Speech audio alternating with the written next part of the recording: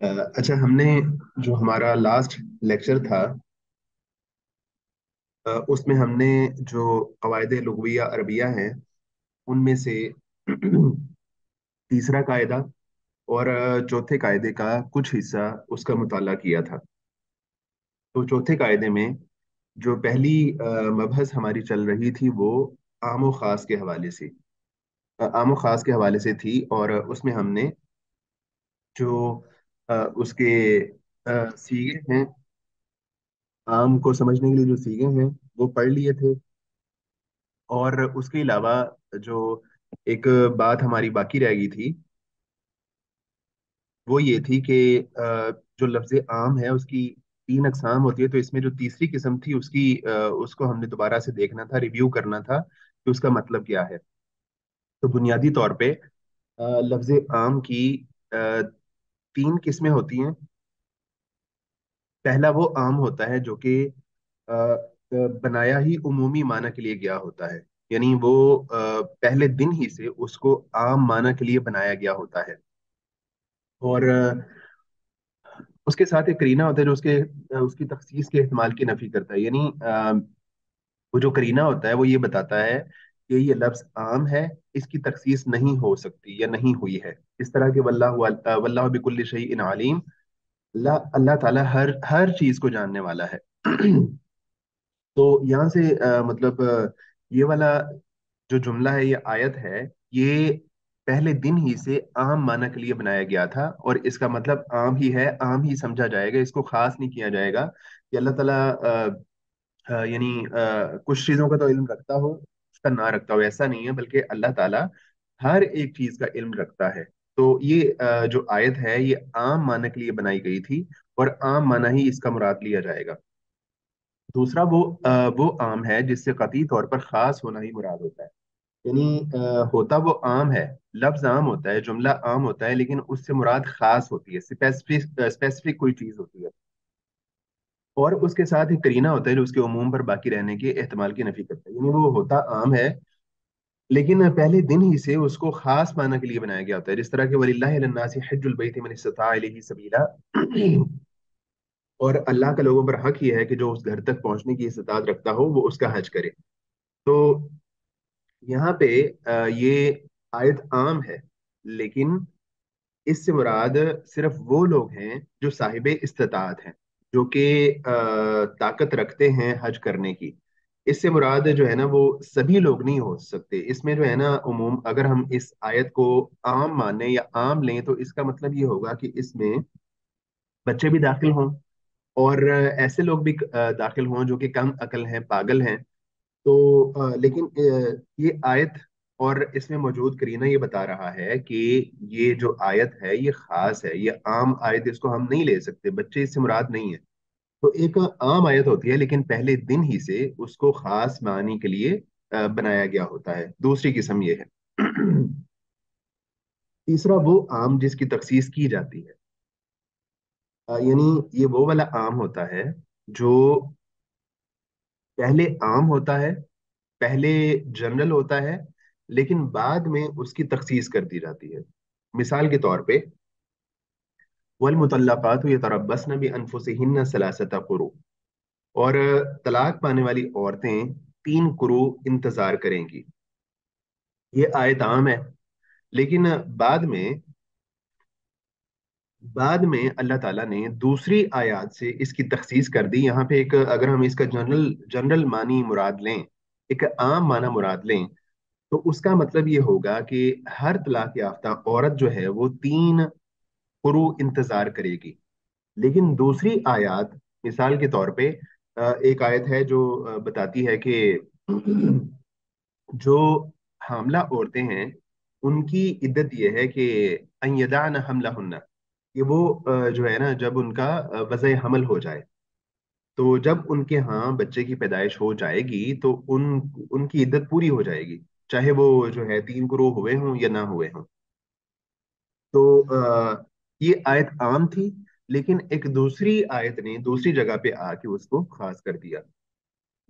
तो ये जो तीसरी किस्म है जो जिसको हमने दोबारा देखना था, इसका मतलब ये है कि एक आयत आम होती है, लेकिन बाद में उसकी तखसीस कर दी जाती है।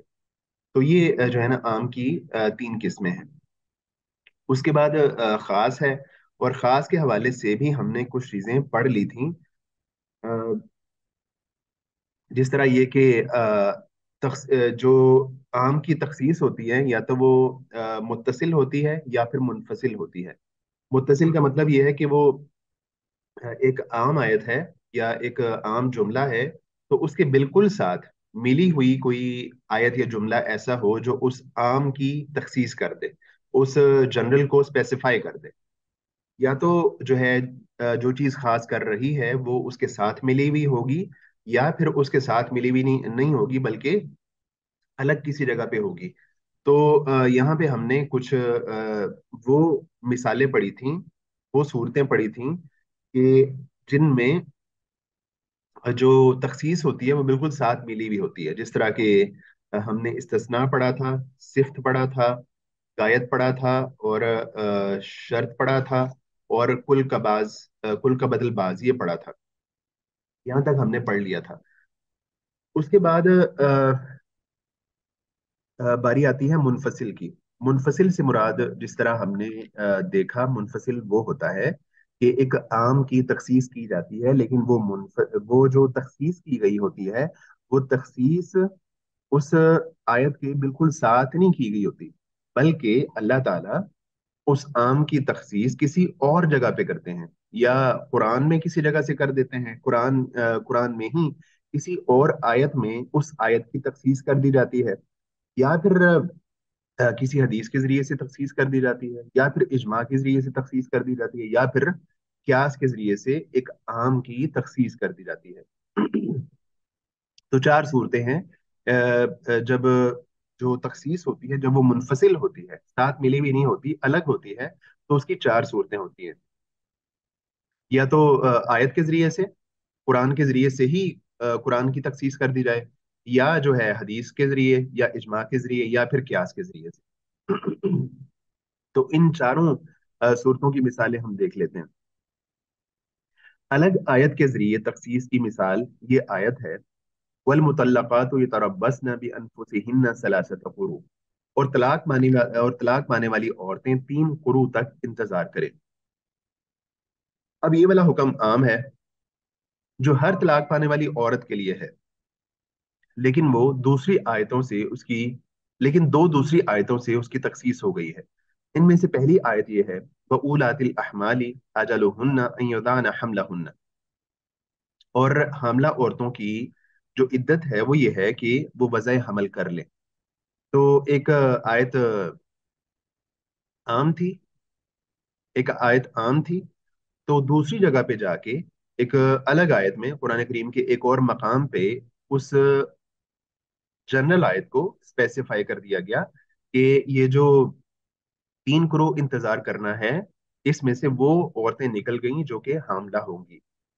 और दूसरी आयत जो इसी आयत की तखसीस करती है वो ये है, इजा इजा इजा नकहतुमुल मुमिनाती इजा अनकहतुम इजा अनकहतुमुल मुमिनाती सुम्मा तल्लक़तुमुहुन्ना मिन क़ब्ल अन तमस्सूहुन्ना फमा लकुम अलैहिन्ना मिन इद्दा। यानी अगर तुम किसी मोमिन औरत से निकाह करो और तुम उसको छुए बगैर, यानी रिलेशनशिप बनाए बगैर अगर तलाक दे दो, तो तुम पर जो है ना कोई इद्दत नहीं है, उस खातून की कोई इद्दत नहीं है। तो इस आयत से भी पता चलता है कि ऐसी खातून जिसका महज निकाह हुआ, अ, कोई और रिलेशनशिप नहीं बना, तो उसकी भी जो इद्दत है वो 3 करोड़ नहीं होगी, बल्कि उसकी इद्दत भी तलाक के साथ ही वो खत्म हो जाएगी।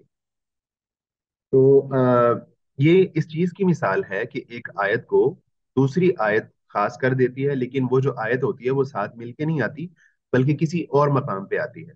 पहली वाली जो आयत है, वल मुतल्लकातु यतरब्बस्न बिअनफुसिहिन्न सलासा कुरू, ये एक और मकाम पे है कुरान करीम के। और दूसरी जो आयत तखसीस कर रही है, ये एक और मकाम पे है। तो आयत के जरिए से आयत की तखसीस हो जाए, या फिर ये है कि हदीस के जरिए से हदीस के जरिए से तखसीस कर दी जाए। मिसाल के तौर पे, फ़क़रऊ मा तयस्सरा मिनल कुरान, अल्लाह ताला फरमाते हैं कि तुमने नमाज में قرآن کا جو حصہ آسان لگے اس کی قرات کر لو، اس کو پڑھ لو، ٹھیک ہے؟ تو یہ حکم عام ہے۔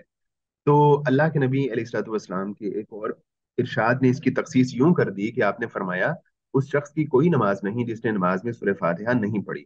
اب قرآن کریم کی اس آیت کے مطابق تو نماز میں جو بھی سہولت سے بندہ قرآن پڑھ سکے وہ پڑھ لے تو اس کی یعنی وہ پڑھ سکتا ہے نماز میں۔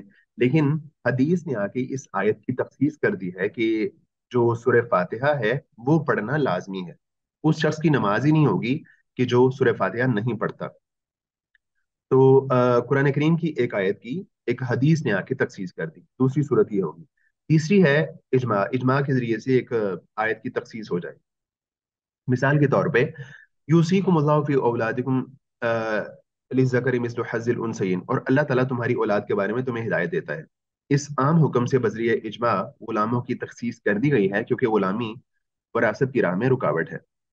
یہاں پہ اللہ تعالیٰ فرما رہے ہیں کہ تو اللہ تعالیٰ تمہیں تمہاری اولاد کے بارے میں وصیت کرتا ہے کہ تم نے ان کو یہ والا حصہ دینا ہے، اتنا حصہ دینا ہے، اپنے بیٹوں کو بیٹیوں سے ڈبل حصہ دینا ہے، اللہ تعالیٰ یہ فرما رہے ہیں۔ لیکن اجماع ہو گیا اس بات پہ علماء کا کہ جو غلام ہیں ان کو اس تناسب سے حصہ نہیں دیا جائے گا، اس تناسب سے حصہ نہیں دیا جا سکتا۔ جو ایک عام آیت ہے، اللہ تعالیٰ نے قرآن میں فرمائی ہے ایک عام آیت کہ اللہ تعالیٰ تمہیں تمہاری اولاد کے بارے میں وصیت کرتا ہے کہ تم نے ان کو یہ حصہ دینا ہے، لیکن اس میں سے غلام نکل گئے کیونکہ جو غلامی ہوتی ہے وہ وراثت کی راہ میں رکاوٹ ہوتی ہے۔ جب تک ایک بندہ غلام رہے گا اس کو اپنے باپ کی وراثت میں سے حصہ نہیں ملے گا۔ سر یہ غلام کون سے والا ہے؟ یعنی ایک جیسے کوئی بھی نارمل غلام ہوتا ہے، یا یہ وہ والا ہے جن غلاموں کو لوگ اپنا منہ بولا بیٹا بھی کہہ دیتے ہیں؟ نہیں، جو منہ بولا بیٹا ہوتا ہے وہ غلام تو نہیں ہوتا، سر غلاموں میرا کی تو مطلب یہ ہے کہ کچھ غلاموں کو بھی تو پرانے زمانے میں لوگ بچوں کی طرح پال لیتے تھے نا، نہیں ایک نہیں ان میں اڈاپٹ کر لیا ہے۔ نہیں نہیں نہیں نہیں ایسا نہیں تھا، ان میں ڈفرنس ہے۔ بیسیکلی جو غلام ہوتے تھے، غلام تین طرح کے ہوتے تھے۔ ایک غلام وہ ہوتے تھے کہ جو جنگ کی صورت میں جو قیدی بنائے جاتے تھے وہ غلام بن جاتے تھے۔ دوسرے وہ ہوتے تھے کہ جن کو آ، کسی نے پکڑا، آزاد بندہ تھا، کسی نے پکڑا اور پکڑ کے اس کو کڈنیپ کر کے اس کو اغوا کر کے بیچ دیا مارکیٹ میں جا کے، وہ بھی غلام بن جاتے تھے۔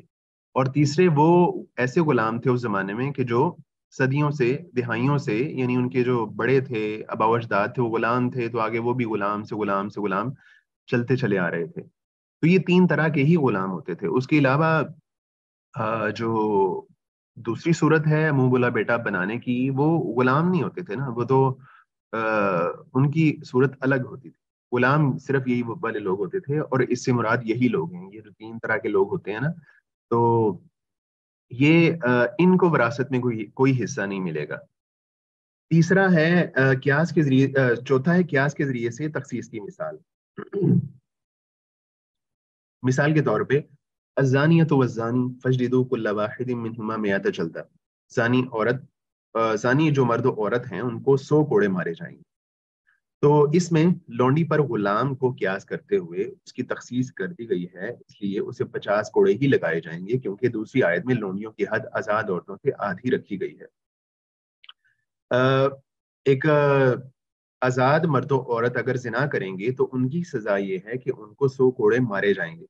اور ایک اور حدیث میں آتا ہے کہ جو لونڈیاں ہیں ان کی حد آزاد جو آزاد عورتیں ہیں ان سے ہاف ہوگی۔ تو کتنی ہوگی ہاف؟ اگر ایک 100 ہے ایک غلام، ایک آزاد مرد کی، تو ہاف کتنی ہوگی؟ 50۔ جی 50۔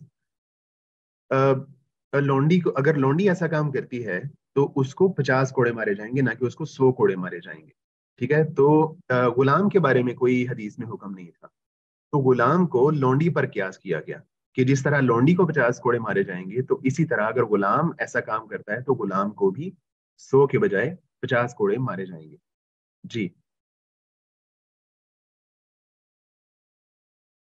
جی عامر نبی شیخ جی۔ صاحب اگر یہاں پر مالک مجبور کرے لونڈی کو تو اس صورت میں کیا سچویشن ہوگی؟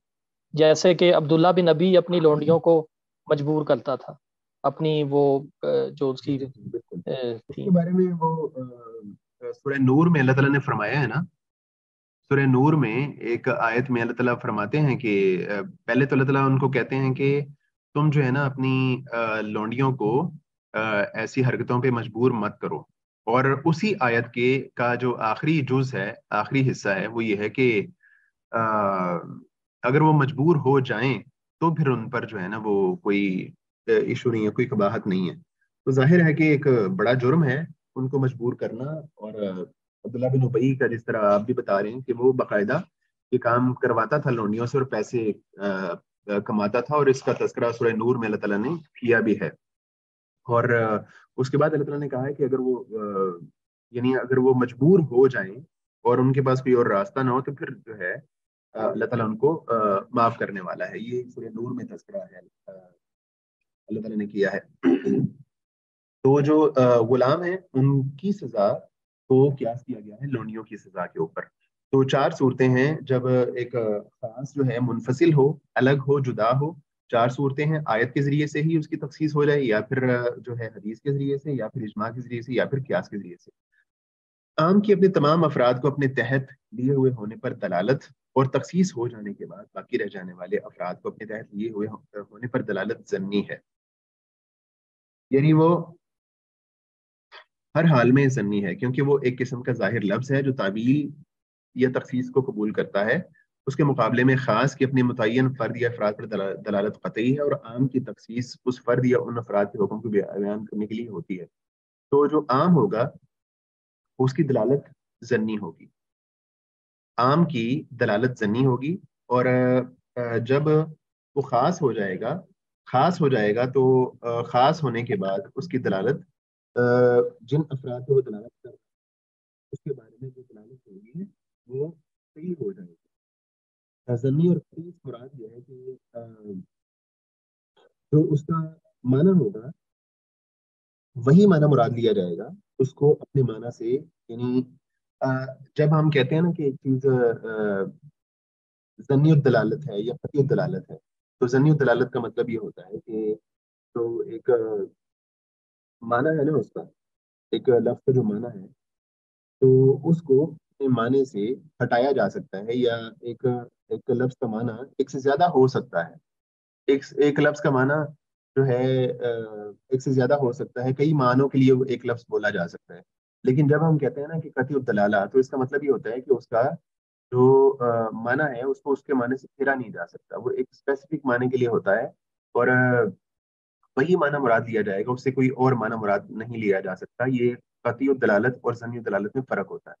یعنی یہ جو قطعی ہوتا ہے وہ اپنی دلالت میں اتنا واضح ہوتا ہے کہ ایک لفظ ایک لفظ اپنا معنی بالکل واضح طور پہ بتا دیتا ہے، اور جو ضمنی دلالت ہوتا ہے وہ بھی اپنا لفظ اپنا معنی واضح طور پہ بتاتا ہے، لیکن اس سے کوئی اور معنی بھی مراد لیا جا سکتا ہے یا نکالا جا سکتا ہوتا ہے۔ یہ فرق ہوتا ہے ضمنی دلالت میں اور ضمنی دلالت میں۔ جی اچھا، خاص جس سے عام کی تخصیص ہوتی ہے کے لیے یہ ضروری نہیں ہے کہ وہ عام سے زمانے میں مقترن ہو۔ جب بھی کوئی عام اور اس کے ساتھ خاص پایا جائے گا، اس خاص سے اس عام کی تخصیص ہو جائے گی، چاہے وقت کے لحاظ سے وہ اس سے پہلے کا ہو یا اس کے ساتھ کا یا اس کے بعد کا۔ تو وہ کہہ رہے ہیں کہ جو خاص ہے نا جس سے عام کی تخصیص ہوتی ہے، اس کے لیے ضروری نہیں ہے کہ وہ عام سے زمانے میں ملا ہوا ہو، یعنی ایسا ضروری نہیں ہے کہ جس زمانے میں عام والا حکم آیا تھا بالکل اسی زمانے میں خاص والا حکم آئے، بلکہ وہ جو خاص والا زمانہ ہے وہ اس سے عام سے پہلے بھی ہو سکتا ہے، وہ عام کے زمانے میں بھی ہو سکتا ہے، اور عام کے بعد والا زمانہ بھی ہو سکتا ہے۔ یہ تینوں صورتیں ہو سکتی ہیں۔ یہ جو کچھ بیان ہوا، یہ تھوڑی سی نا مشکل بحث ہے، ذرا غور سے سنیے گا۔ یہ جو کچھ بیان ہوا وہ جمہور علماء یعنی مالکیہ، شافیہ، حنابلہ اور دوسروں کے مسئلے کے مطابق تھا۔ حنفیہ کے نزدیک خاص یا مخصص عام سے مستقل الگ ہی ہوتا ہے، متصل نہیں ہوتا۔ وہ کہتے ہیں، احناف یہ کہتے ہیں کہ جو ایک عام کو خاص کرنے والی چیز ہوتی ہے نا، وہ متصل کے بالکل ساتھ نہیں ہو سکتی، بلکہ وہ الگ کسی جگہ پہ ہوگی، منفصل ہوگی۔ یہ بھی ضروری ہے کہ وہ اس کے ساتھ زمانے میں مقترن ہو۔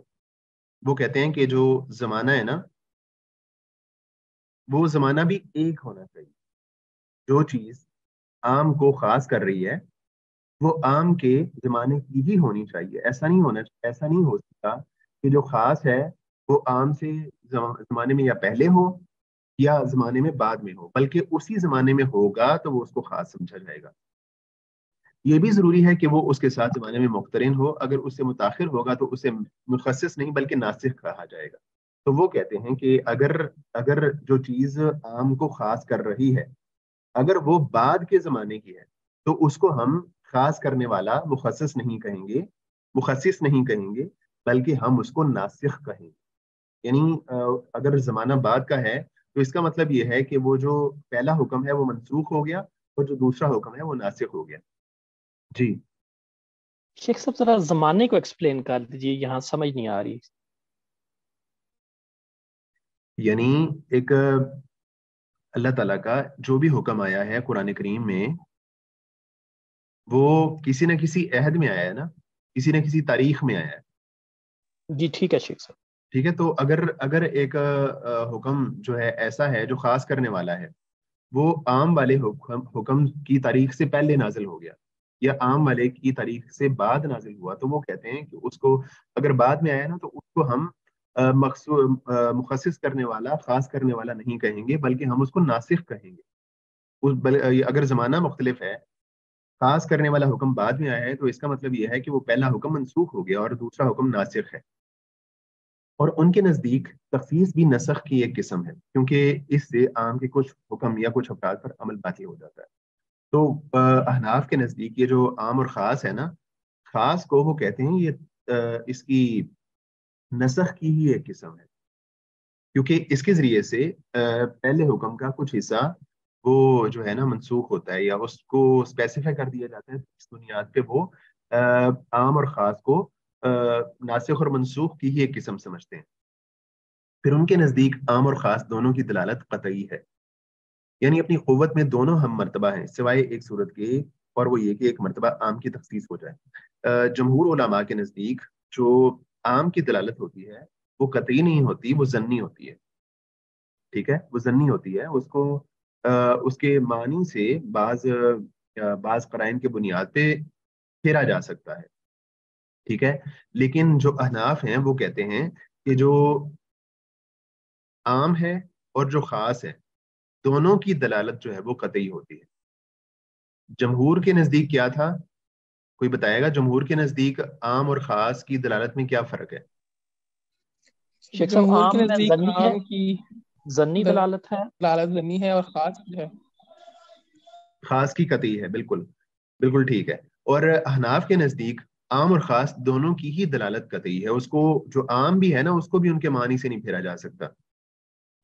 جمہور اور حنفیہ کے نزدیک اس اختلاف کا کوئی اثر اس وقت تک نہیں پڑتا جب عام قرآن میں پایا جائے اور خاص بھی قرآن ہی میں یا سنت متواترہ میں پایا جائے۔ یعنی جب ایک عام ہے نا قرآن میں پایا جائے گا یا ایک عام ہے نا وہ قرآن میں مثلا پایا گیا، اب جو چیز اس کو خاص کرنے والی ہے اگر وہ قرآن میں پائی جاتی ہے تو احناف اس کو مانتے ہیں، ٹھیک ہے جی کوئی مسئلہ نہیں ہے۔ ایک حکم جو ہے نا جو عام حکم ہے وہ قرآن میں پایا گیا اور جو چیز اس کو خاص کرنے والی ہے اگر وہ سنت متواترہ میں پائی گئی ہے تو بھی احناف کہتے ہیں جی ہمیں کوئی مسئلہ نہیں ہے۔ ٹھیک ہے، جمہور اور احناف کا اس میں کوئی اختلاف نہیں ہے۔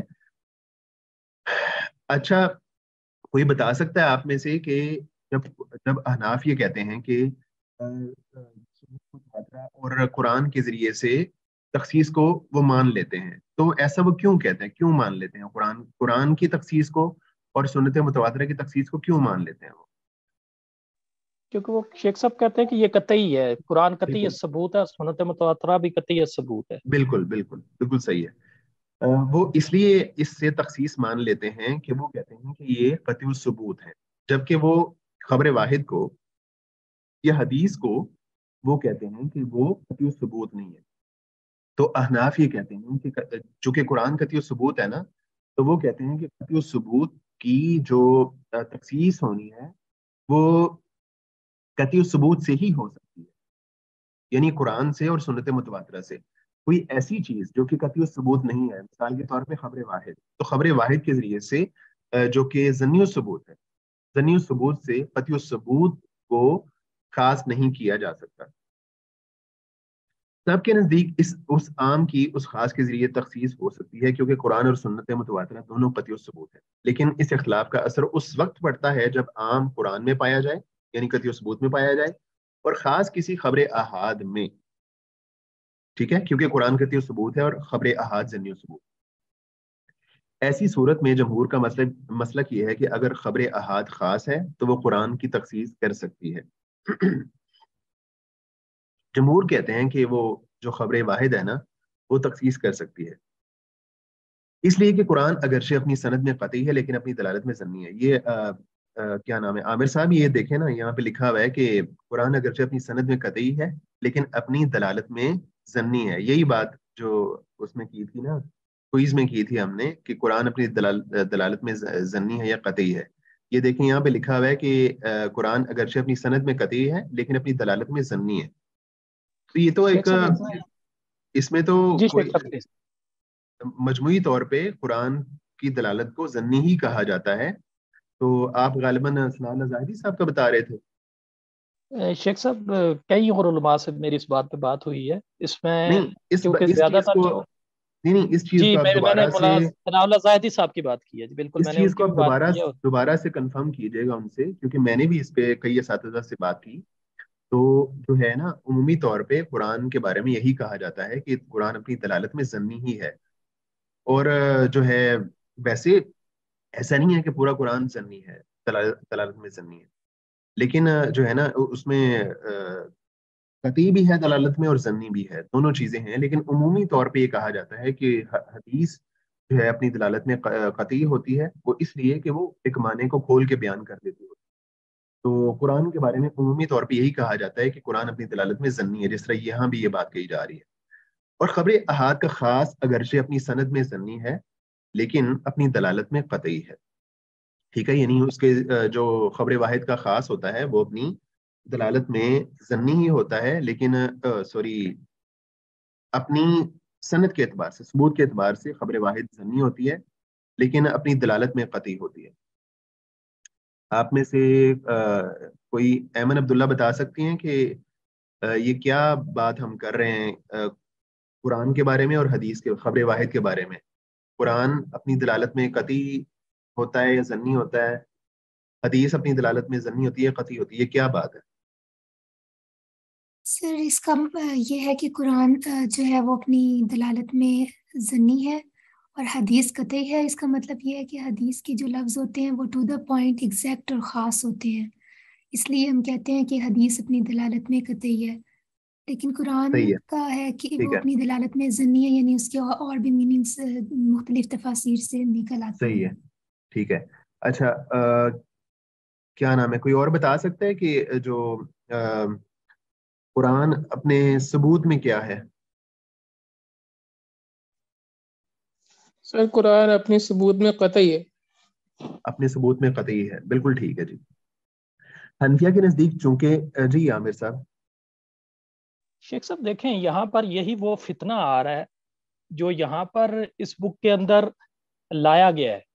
دیکھیں نا، اگر آپ ایک چیز کی آپ کہہ رہے ہیں جی خبر احاد کا خاص ہے کہ اگرچہ اپنی سند میں ظنی ہے، تو اگر وہ سارے کے سارے روات جو ہیں وہ سکہ ہیں، وہ عادل ہے، یعنی جمہور کی جو 5 کنڈیشنز ہیں ان کے اوپر وہ پورے اترتے ہیں، تو پھر آپ خبر احاد کو کیسے ظنی کہہ سکتے ہیں؟ اصل یہی میں تو خبر شیخ واحد صاحب کو، وہ جسٹ نہیں 1 منٹ شیخ صاحب 1 منٹ میں یہ دے دیں۔ ثناء اللہ زاہدی صاحب کا یہی موقف ہے، وہ یہ کہتے ہیں جی کہ اس ظنی کی بنیاد کے اوپر اس کو کچھ فرقے جو ہیں ریجیکٹ کرتے ہیں، وہ کہتے ہیں جی ہم ان کو مانتے نہیں ہیں۔ تو جب آپ خبر احاد کو ہی ریجیکٹ کر رہے ہیں تو حالانکہ وہی راوی جو ہیں وہی ہمیں قرآن بھی وہی دے رہے ہیں، تو اس سے تو پورا نہیں دین نہیں ہم نہیں نہیں، مشکوک ایسا کر رہے نہیں ہیں۔ ہے، ان کی رائے ظاہر ہے وزنی رائے ہے، اور وہ کیا کہہ رہے ہیں چونکہ براہ راست میں نے نہیں سنا، آپ نے سنا ہے، اور جو ہے دیکھیں خبر واحد ضنی ہے، اس میں تو کسی کو کوئی مسئلہ ہی نہیں ہے، اس میں کسی کا کوئی اختلاف ہی نہیں ہے کہ خبر واحد ضنی ہوتی ہے. لیکن ضنی سے مراد کیا ہوتا ہے؟ یہ تو آپ جو بتا رہے ہیں یہ تو آپ اپنی مراد بتا رہے ہیں نا. خبر واحد ضنی ہوتی ہے، اس کو تو پوری دنیا مانتی چلی آ رہی ہے، لیکن وہ مراد اس سے کیا لیتے ہیں؟ وہ مراد اس سے یہ ایک لیتے ہیں صرف کہ سارے یہ ائمہ نے ضن تو یہ غالب نہیں ہے. کہا، کسی بھی ائمہ نے، ائمہ اربعہ میں سے کسی نے بھی نہیں مانا. ایون امام شافعی نے بھی نہیں یہ بات کہی کہ خبر واحد اپنے اس میں ضنی ہے. اگر وہ روات سارے صحیح ہیں تو وہ قطعی ہے، یعنی کہ بھائی ہم اس کے جان وہ تو حکم اس کو کی مان تحقیق رہے کے ہیں. بعد ہے نا، وہ تو جی اس کی جی تحقیق تحقیق کے کے بعد، بعد ہے. جی جی تحقیق کے تحقیق کے بعد بعد انہوں ہی نے کی بات بات کی ہے کی ہے. نا، تو تحقیق سے پہلے کیا ہے؟ شیخ صاحب جب روات ہوں گے تو روات پہ ہی ہم ڈیپینڈ کریں گے نا. میں تو روات کی بات کر رہا ہوں. مجموعی بات یہ ہے، ایک مجموعی بات یہ ہے اور یہ محدثین کی ایمانداری ہے کہ انہوں نے خبر واحد کے بارے میں جو ہے نا زن کا لفظ بولا ہے. اور جو ہے زنی اس اعتبار سے بھی ہے نا کہ کئی دفعہ ایسا ہوتا ہے کہ ایک راوی کو ایک بات سمجھنے میں جو ہے وہ صحو ہو جاتا ہے، ٹھیک ہے، صحو ہو جاتا ہے. لیکن ہم یہ کہتے ہیں کہ زن سے مراد وہ نہیں ہے جو منکرین حدیث لیتے ہیں نا، کہ زن سے مراد وہ عام گمان ہو گیا اور اب اس کو صحیح یا غلط کہا جا سکتا ہے. تو ایسا نہیں ہے. زن زن سے مراد زن غالب ہے. جس طرح کہ اس دنیا میں جب ایک جج فیصلہ کرتا ہے، کسی قتل کا فیصلہ کرتا ہے، تو وہ شہادتیں دیکھتا ہے، مختلف قرائن دیکھتا ہے، اور اس کے بعد ایک فیصلہ کرتا ہے کہ میری انڈرسٹینڈنگ یہ ہے کہ مجھے لگتا ہے کہ اس بندے نے قتل کیا ہے. اب کہیں نہ کہیں غلطی کا احتمال پھر بھی موجود ہے، ٹھیک ہے، لیکن اس نے اپنے ظن غالب کے اعتبار سے فیصلہ کر دیا کہ ہاں شہادتوں کی بنیاد پہ اور قرائن کی بنیاد پہ مجھے لگتا ہے کہ یہ جو ہے قتل اس بندے نے کیا ہے. تو یہی معاملہ اس خبر واحد کا ہوتا ہے کہ زن سے مراد وہ زن نہیں ہوتا کہ جو منکرین حدیث لیتے ہیں، اس سے مراد زن غالب ہوتا ہے. اور جب وہ اس کی تحقیق ہو جائے اور وہ صحیح ثابت ہو جائے تو وہ زن سے بھی نکل آتی ہے، وہ تقریباً قطعی کے قریب قریب ہو جاتی ہے. بہرحال یہ ڈبیٹ لمبی ہے، تو جو ہے عمومی طور پہ کہا اس کو زنی ہی جاتا ہے. بہرحال آپ اس پہ نا دوبارہ ان پہ بات کیجیے گا، کیا خبر واحد کو زنی کہنا اس کے ثبوت کے اعتبار سے کیا یہ بات صحیح ہے یا نہیں. جی حنفیہ شیخ کے صاحب نزدیک ٹھیک ہے، میں آپ کے ساتھ ان کا نمبر بھی شیئر کر دوں گا. جزاک اللہ خیر. جی شکریہ. حنفیہ کے نزدیک چونکہ عام اور خاص کا قطعیت میں ایک ہی مرتبہ ہے، جیسے کہ ہم اوپر بتا چکے ہیں، اس لیے ان کے نزدیک قرآن کے عام کی کسی خبر احاد کی خاص سے تخصیص نہیں ہو سکتی، کیونکہ قرآن کا عام اپنی دلالت میں قطعی اور خبر احاد اپنی دلالت میں ضنی اور قطعی کی ضنی سے تخصیص نہیں ہو سکتی. اپنے اس اصول کے تحت حنفیہ نے اخبار احاد کی ایک بڑی تعداد کو قرآن کے عام کے خلاف قرار دے کر رد کر دیا ہے. حالانکہ ان میں بہت سی احادیث صحیح بخاری اور صحیح مسلم کی ہیں جو محدثین کی نگاہ میں محکم اور صحیح ہیں، بلکہ ان میں اکثر انہیں قطعی سند تسلیم کرتے ہیں. تو یعنی احناف کے نزدیک ایک ضنی ثبوت چیز ایک قطعی ثبوت چیز کی تخصیص نہیں کر سکتی. تو اس بنیاد پہ احناف نے خبریں بہت سی خبر احاد کو قرآن کے عام کے خلاف قرار دے کے ان کو رد کر دیا. لیکن جیسا کہ ہم پہلے بتا چکے ہیں، حنفیہ نے سب سے پہلے اپنے اس اصول کی خلاف ورزی کی، کیونکہ اس کے ساتھ ساتھ انہوں نے بہت سی اخبار احاد سے قرآن کے عام کی تخصیص کی ہے. یعنی انہوں نے اصول جو بنایا تھا نا اپنا جب ان کا دل چاہا، جب ان کا دل کیا، انہوں نے اپنے اسی اصول کو توڑ بھی دیا. یعنی کئی ایسی خبر واحد کو خبر احاد کو انہوں نے قبول کر لیا جو کہ قرآن کے عام کو خاص کر رہی تھی. ان اخبار احاد میں بعض صحیح ہیں اور بعض کی سرے سے کوئی سند ہی نہیں ہے، اور اگر ہے تو وہ مرسل اور منقطع ہیں، جن کا محدثین کی شرائط کی روح سے کوئی اعتبار نہیں.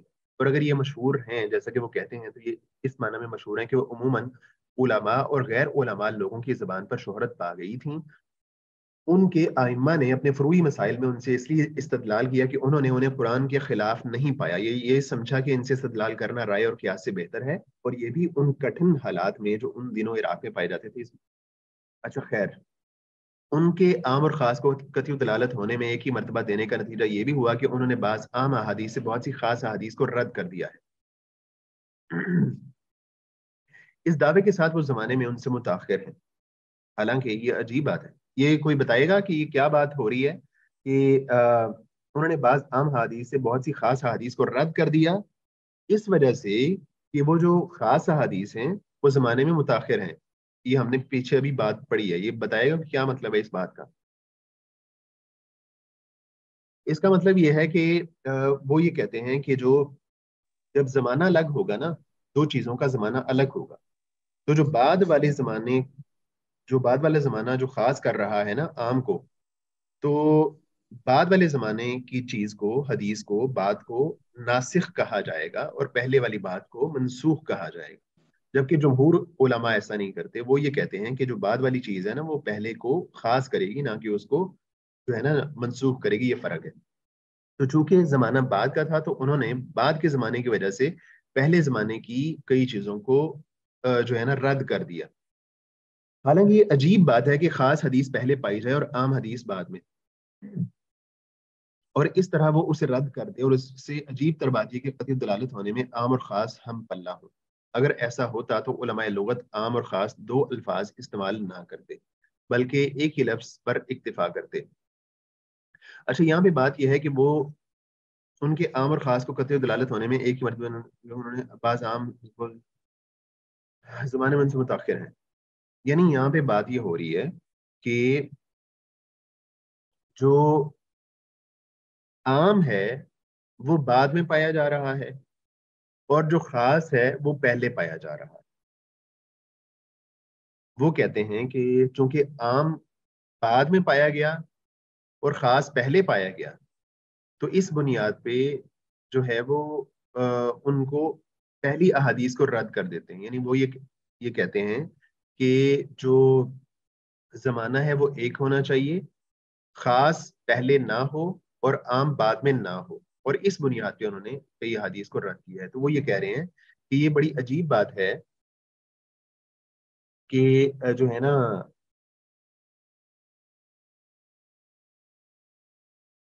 اور اس سے عجیب تر بات یہ ہے کہ قطعی دلالت ہونے میں عام اور خاص ہم پلہ ہوں. اگر ایسا ہوتا تو علماء لغت عام اور خاص دو الفاظ استعمال نہ بلکہ ایک ہی لفظ پر اکتفا کرتے. اس طرح یعنی آپ یہ سمجھ لیں کہ وہ کہتے ہیں کہ جو زمانہ ہے عام اور خاص کا وہ ایک ہی ہونا چاہیے. جب زمانہ مختلف ہوتا ہے تو اس سے وہ جو ہے نا پہلے والی چیز کو رد کر دیتے ہیں. مالکیہ نے بھی اگرچہ بات صحیح احادیث کو رد کیا ہے. اس کو ہم چھوڑتے ہیں، آگے چلتے ہیں. نمبر 2 ہے مشترک. جو چوتھا قاعدہ ہم پڑھ رہے ہیں نا، اس میں جو پہلی مبحث تھی وہ تھی عام اور خاص کے حوالے سے. وہ ہم نے دیکھ لی ہے، وہ پڑھ لی ہے. اس کے بعد جو دوسری بحث آتی ہے وہ ہے مشترک کے لحاظ سے. دوسری بحث مشترک کی ہے. اچھا، مشترک اس سے مراد وہ لفظ ہے جس کے مختلف حالات میں ایک سے زائد معنی ہوں، جیسے فروع، کیونکہ اس کے معنی حیض کے بھی ہیں اور طہر کے بھی. تو یعنی مشترک وہ ہے کہ جو مختلف معنی کا محتمل ہو. تو مشترک لفظ جس طرح اسم ہوتا ہے اسی طرح کوئی فعل بھی ہو سکتا ہے. جیسے امر کا صیغہ جو کبھی وجوب کو ظاہر کرتا ہے اور کبھی استحباب کو. اسی طرح وہ کوئی حرف بھی ہو سکتا ہے، جیسے واو جو کبھی عطف کے لیے ہوتی ہے اور کبھی حال کے لیے. مشترک لفظ کے کئی معنی میں سے کسی ایک کی تعین و تحقیق و اجتہاد سے ہوتی ہے. یعنی سیاق کلام میں کسی قرینے کے ذریعے سے جو کسی دوسری شرعی عبارت میں پایا جائے یا نبی صلی اللہ علیہ وسلم کے بیان کے ذریعے اس کا پتہ چلے. یہ سب کچھ اس صورت میں ہے جب کوئی لفظ دو یا دو سے زائد لغوی معنی میں مشترک ہو، لیکن اگر اس کا ایک معنی لغوی ہو اور دوسرا شرعی اصطلاح، تو ضروری ہے کہ شرعی اصطلاح کو اختیار کیا جائے اور لغوی معنی کو چھوڑ دیا جائے. جیسے لفظ صلاۃ کے اس کے لغوی معنی محض دعا کے ہیں، اور اصطلاح میں اس سے مراد وہ معروف عبادت ہے جسے ہم ادا کرتے ہیں. یعنی ایک معنی ہوتا ہے لغوی اور ایک معنی ہوتا ہے اصطلاحی. تو اگر جو لغوی معنی ہے اور ایک اصطلاحی معنی ہے، اگر دونوں معنوں میں فرق ہو تو ہم جو اصطلاحی معنی ہے نا اس کو اختیار کریں گے، نہ کہ لغوی معنی کو اختیار کریں گے. مثال کے طور پہ صلاۃ، کوئی بندہ کہے جی اللہ تعالیٰ نے جو صلاۃ کا حکم دیا، نماز کا حکم دیا، تو اس کا مطلب چونکہ لغوی طور پہ دعا ہے تو میں جو ہے وہ دعا کر لیتا ہوں تو میری نماز ہو جائے گی. تو ایسا نہیں ہے. اصطلاح میں اس کا جو مطلب ہے وہ لیا جائے گا.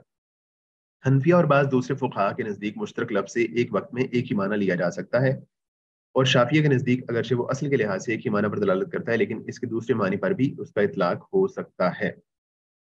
جس طرح کی مثال ہے کہ الم تر ان اللہ یسجد له من فی السماوات ومن فی الارض والشمس والقمر والنجوم والجبال والشجر والدواب وکثیر من الناس، اور کیا آپ نے نہیں دیکھا کہ اللہ کو سجدہ کرتے ہیں وہ سب جو آسمانوں میں ہے اور جو زمین میں ہے، اور سورج اور چاند اور تارے اور پہاڑ اور درخت اور جانور اور بہت سے انسان میں سجود کا لفظ کہ دوسری چیزوں کے لیے تو یہ تکوینی طور پر سرنگوں ہونے کے معنی میں استعمال ہوتا ہے، اور ہوا ہے، اور لوگوں کے لیے تشریحی معنی میں یعنی سجدہ کرنے کے معنی میں. تو جو ہے جو دوسری چیزیں ہیں وہ بھی سجدہ کرتی ہیں، لیکن ان کی حقیقت کو وہ اللہ تعالیٰ ہی جانتا ہے وہ کیسے سجدہ کرتے ہیں، لیکن انسانوں کے بارے میں تشریحی طور پہ ثابت ہے کہ وہ جھک کے سجدہ کرتے ہیں. تیسری چیز ہے مطلق و مقید، دوسری تھی مشترک اور تیسری ہے مطلق و مقید. مطلق سے مراد وہ لفظ ہے جو اپنے معنی پر کسی قید کے بغیر دلالت کرے اور اکثر مواقع پر وہ اثباتی حالت کا نکرہ ہوتا ہے. جیسے بتحریر رقبۃ، تو ایک گردن کا آزاد کرنا، میں لفظ رقبہ.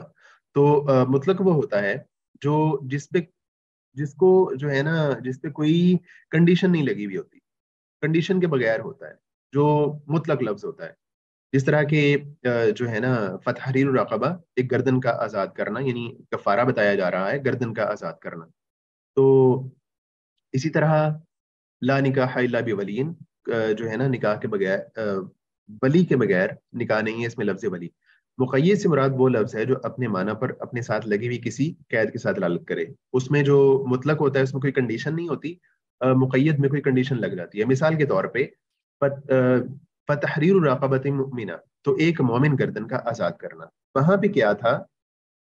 وہاں پہ حکم تھا ایک گردن کا آزاد کرنا. یہاں پہ کنڈیشن لگا دی گئی ہے کس چیز کی؟ مومنہ کی، یعنی مومن گردن کو آزاد کرنا ضروری ہوگا. تو یہ مطلق اور مقید میں فرق ہے. مقید میں کوئی کنڈیشن لگا دی جاتی ہے، مطلق میں کوئی کنڈیشن نہیں ہوتی. مطلق کو مقید پر محمول کرنے کی کئی صورتیں ہیں.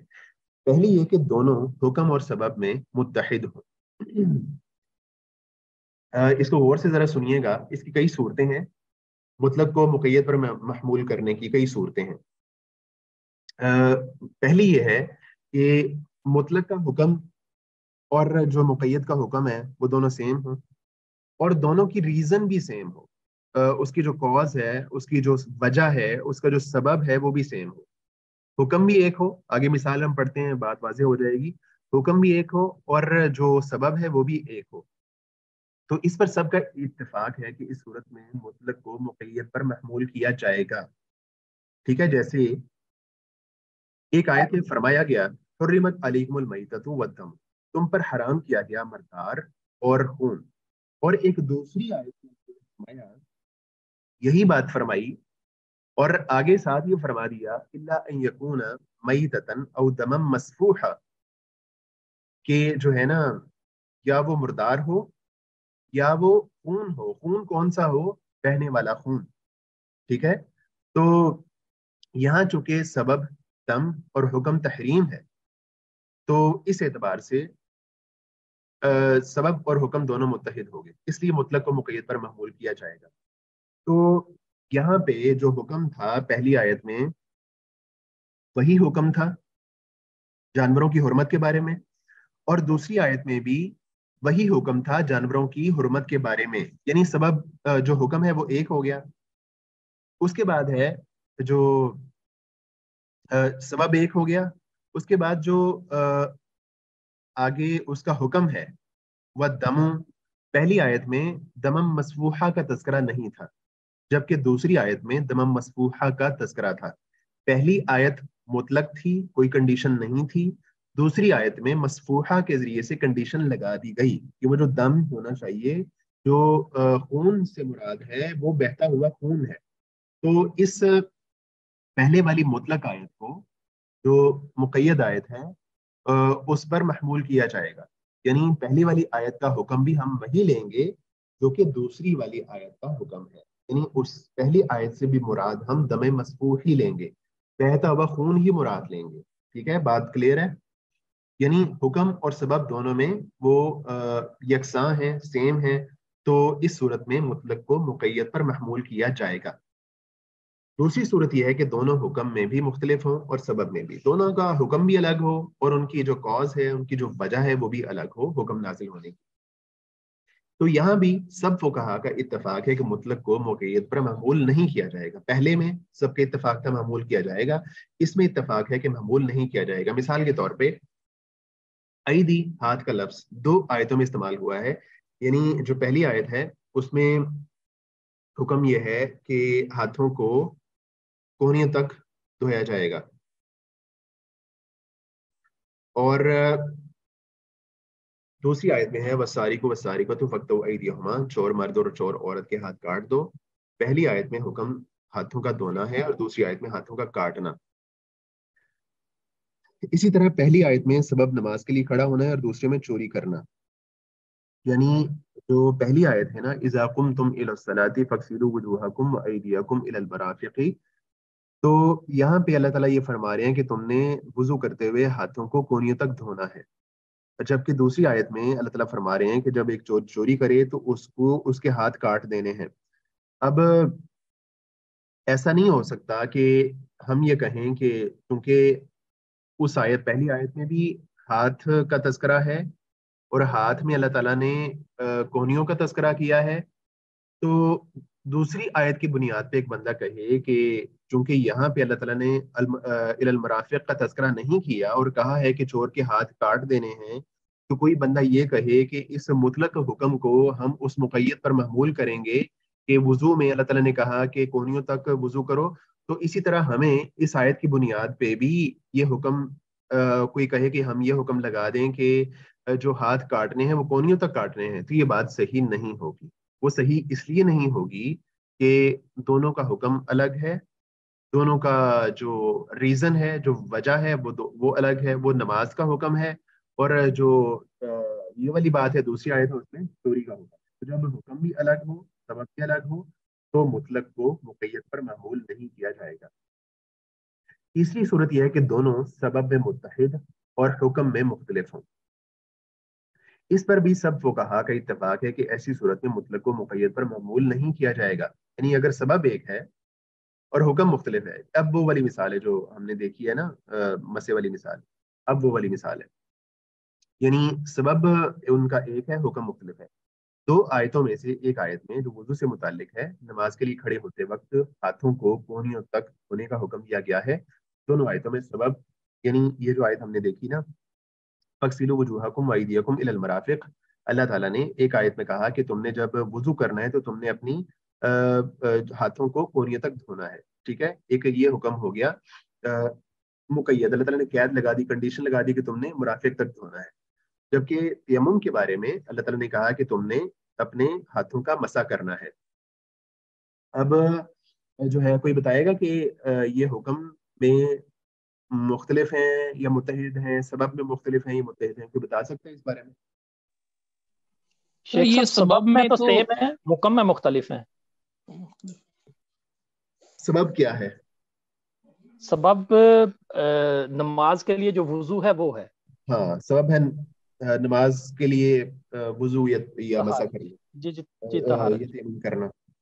تو اس میں چونکہ سبب ایک ہے لیکن حکم مختلف ہے، تو اس بارے میں فقہا کا اختلاف ہے کہ مطلق کو مقید پر محمول نہیں کیا جائے گا. مطلق کا حکم الگ رہے گا، مقید کا حکم الگ رہے گا. ایسا نہیں ہم کریں گے کہ مطلق کا حکم جو ہے نا ہم اس پہ اپلائی کر دیں، مقید کا حکم مطلق پر اپلائی کر دیں اور دونوں کا حکم سیم بنا لیں. ایسا نہیں ہو سکتا.